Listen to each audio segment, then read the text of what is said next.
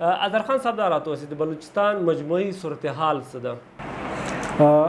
مجموعي صورتحال خو دا ده چې دا 2 ورځ کېږي چې ګرده بلوچستان بند ده او دا یو بیخي نیمه خبره ده چې دا بندش په یو سیاسي پارټي یو بل چا خواته نه ده بلکې حکومت خپله بند کړې ده، لارونه یې بند کړې ده، خلک په عذاب کړی ده. هغه وجه چې چې بادر کې یو بلوچ یکجهتي کمیټي یو چې جماعت دی سیاسي یو اکټیویټي چې د اکټیویسټ یو جماعت دی، هغه یو اعلان کړی و 2 میاشت مخکې چې زموږ یو راجی مچي جوړو. راجی مچي مطلب دا دی یو نیشنل ګیدرینګ به جوړو ګرده چې د بلوچستان دی هغه راوی غواړو دلته چې دی یو زموږ ډسکشن کوو، یو څه چې زموږ خپل کوم مسایل دی یا کوم مسایل هغه باندې خبره کوو.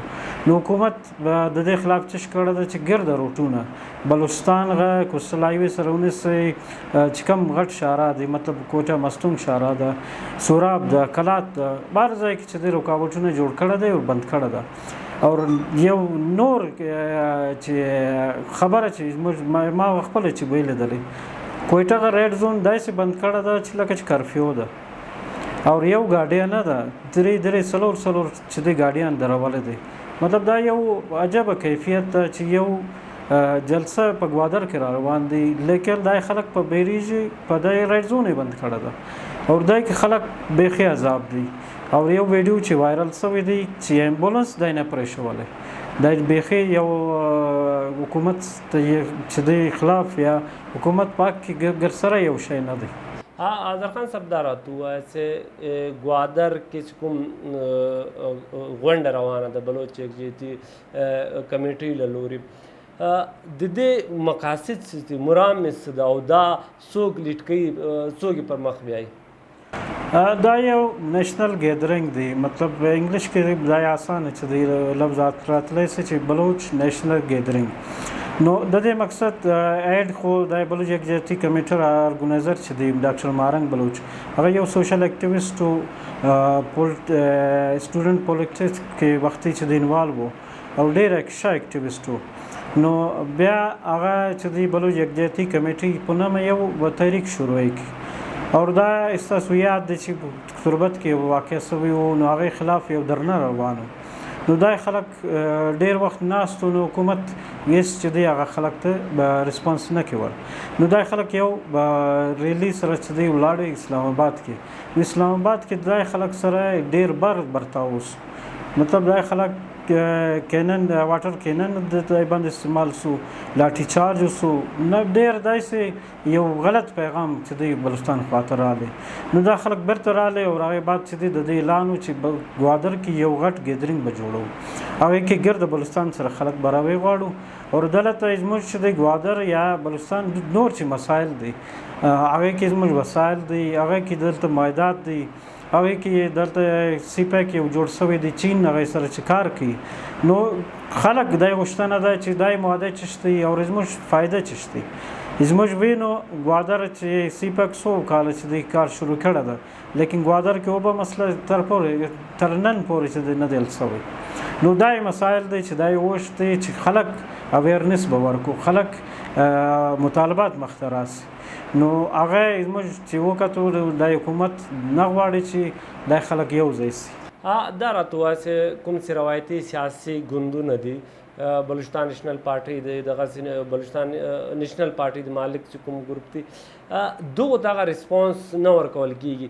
بلوچ یکجهتي کمیټۍ چې کوم دغه ته ډېر غټ ریسپانس خاص کر چې کوم ځوانان دي او بې لږ که وګورو که ښځې دي زنانه دا ډېرې دي، دې ته ته په کوم نظر ګورې؟ دا بیخي یو نوی شی ده، قیادت چې فقدان جوړ سي. دلته یو روایتي سیاست و چې سرداران یا نوابان چې دی قیادت کوي یو لیډ کوي. نو هغه کې ښه خلک چې نواب بګټي و، نواب مري و، هغه قیادت په ټیم خلک یو اختلافات نه و، یا خلک چې دی هغه چې دی منلی. نو هغې بعد یو بیخي غټ خلا جوړ شوی و او دا خلا پرکوونګ لپاره چې دی مخ ته څوک نه راتلی. نو ډاکټر مارنګ په شکل کې خلک ته یو آواز میلاو سو. دا داسې غټ یغ ده چې هر یو غواړي چې زما آواز ده یا زما غږ ده. خو په دای وجه چې دی ځوانان ډېر چې دی د دې ژغ چې دی مخته روان دي او ډېر چې دی د دې فالو کوي او د دې کامیابي کې یو غټ لاره چې کم چې دی ایلیمنټ دی هغه په ویل سوشل میډیا ده. نن سبا سوشل میډیا دور دا او چې دی دا ژغ په بېخي سپیډ سره چې دی ګرد مسس ته چې دی عوام ته رسیږي. نو دای په وجه چې دی دا یو خلای پرو کې دویم چې دی ښځه چې دی یو ریسپیکټیبل چې دی یو دلته ګڼل کیږي. نو هر ځای کې چې دی ښځه ولاړ شي یا هغه په کور هر کور لاره خلاصه ده. نو دا چې دی هر کور رواز ده، هر کور مسله ده، هر کور چې دی سرپرست جوړ شي. دا راته ووایه چې کله پرون موږ ولیدل په بلوچستان کې بېلابېل ښارو کې په لاروي کوونکو باندې ډزې وه چې کوم کاروان روان و ګوادر خواته. په ګوادر کې انټرنیټ بند شو، ګوادر د کرفیو سما وه. نو دا صورتحال به تر څو وخت روان وي او د بلوچ یکجهتي کمیټۍ چې کوم ده د دوی بنیادي چې کوم مطالبات دي هغه څه دي او دا احتجاج چې کوم ده د دې به درست اثرات څه وي؟ اثرات خو بیخي مخته راځي. نو هغې باندې باید خبره کوو. مین شی چې کوم ده دا اوس یو روزغه یو جلسه و، یو نیشنل ګیدرینګ و. نو حکومت چې کوم رویه و هغه چې د خرابې کې وردا ډاکټر مارنګ اعلان وکړي چې موږ درې روز درنا ورکوو او چې کوم خلک زموږ ونیول سوی دی او کوم چې لارونه بند دي خلاص شي او څوک چې ګوادر ته راتلی شي یا غوښتنه ده چې ګوادر ته به ورسو هغه لار به خلاص شي او چې کسان چې ونیول سوی دي هغه رها شي. مطالبات خو بیخي چې دی نارمل دي، مګر حکومت کوشش چې دی زموږ چې وکتلی چې په مستون کې یا په ګوادر کې حکومت کوشش دا یو چې فورسز غا چې اشتعال پیدا شي. اشتعال مطلب کوشش دی چې دا خلک چې کوم پرامن ځان ته وایي چې موږ پرامن یو جدوجہد کوو، دا به اشتعال کې راسي او یو لاس پورته کې او فورسز ته یو جواب ملاو شي او دا ختم کړي. نو مګر هغه کوششونه ناکام شوی دي. هر ځای کې دا مطلب ناکام شوی دی چې هغه کوشش ودګر د اشتعال کې راسي نه، مګر دا خلک چې دی پرامن ده او د دې کوشش هم دا دی چې موږ پرامن جدوجہد سره حقوق. حکومت دا الزام لګوي چې دوی د ګوادر انتخاب وکړي د شاته غټ سازش ده. څه علت ده چې دوی د ګوادر انتخاب وکړي د جلسې لپاره؟ دوی کوټه کې هم کوی شي، تربت کې هم کوی شي. تاسو په نظر وجوهات څه دی شاته؟ ګوادر یو اهم پوینټ ده او ګوادر نن سبا فوکل چې دی فوکس هم دی ګرد دنیا هم فوکس دی. هغې نه مخکې دا فوکس و چې دلته میلیټنټس به ډېر حملې کولې. نو دا خلک په غوښتلی چې یو عوامي قوت سره یو خبره مخته کښېږدو چې ګوادر کې کوم مسایل روان دي یا ګوادر چې کوم مستقبل فیصلې کیږي هغې کې عوام چې دی خواهشونه چې دی هغه شامل نه دي. نو زموږ چې دی کوشش دا دی چې دا خلک چې زموږ آواز هغه خلک ته ورسیږي چې کوم خلک سره آواز کې په رکاوټ دی، په اسټیبلیشن رکاوټ دی، حکومت رکاوټ دی چې هلته نه رسیږي. مطلب ته خبره کولی شي په چاینیز ته چې دی هغه خبره چې دی رسېدلی چې به سکیورټي مسایل دی. اوس خو خلک وایي چې به دا معاهده مخته راسي، زموږ بینیفټ څه شته، نقصانات څه شته او زموږ په ولې دا شی یو بل چا په لاس به ورکړو. اور دا یو انټرنیشنلی چې دی یا عمومي یو شی دی چې علاقايي خلک مرضي خلاف یو منصوبه یو شی نشي کامیاب کېدلی. حکومت پرون کمیټي جوړه کړې چې کوم نادرک کسان دي دغو پاکله په دې کې بلوچ کانفرنس ګوند له طرفه رحمت صالح بلوچ هم هغه بیا د الله تعالی کې اظهار. ته څه وایې چې دا کمیټي به څومره فایدهمند وي او دوی به دا مسلې لپاره څومره کار وکړي؟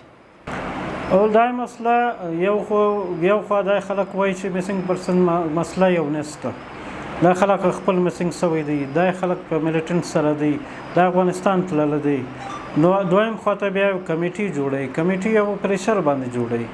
نو د دې مطلب دا دی چې مسله حل کوونک والا خلک نه دی، دا کوشش کوي چې دا ډیلی شي.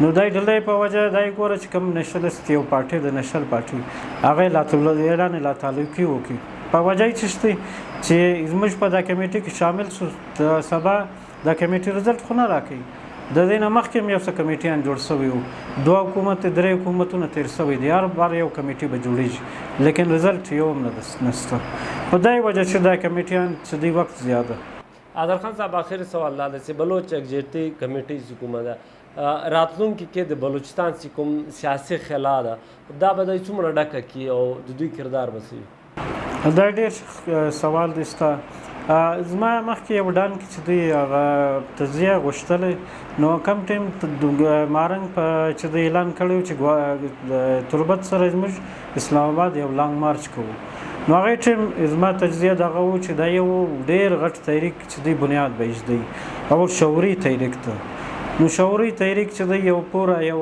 لایعمل لري او یو پوره ټارګټ لري لکه چې یو سینیر صحافي و هغه هم دغه خبرې وکړي چې بلوچستان عوام ټارګټ چې دی بالکل به ټاکل شوی دی چې زموږ دای لاره ده زموږ دای ځو نو دا یو جګتي کمیټې بیخي او خلاف ورکوي او دا چې کوم روایتي سیاستدانان دي دې لپاره بیخي یو غټه خطره ده او دا چې اوس حکومت فارم 47-45 والا یو چې غم جوړ شوی دی نو دای خلک په چې دی مخکې بیا ډېر مشکل دی دای خلک مخ ته راسي یا اسمبلۍ ته به راسي ډېره مننه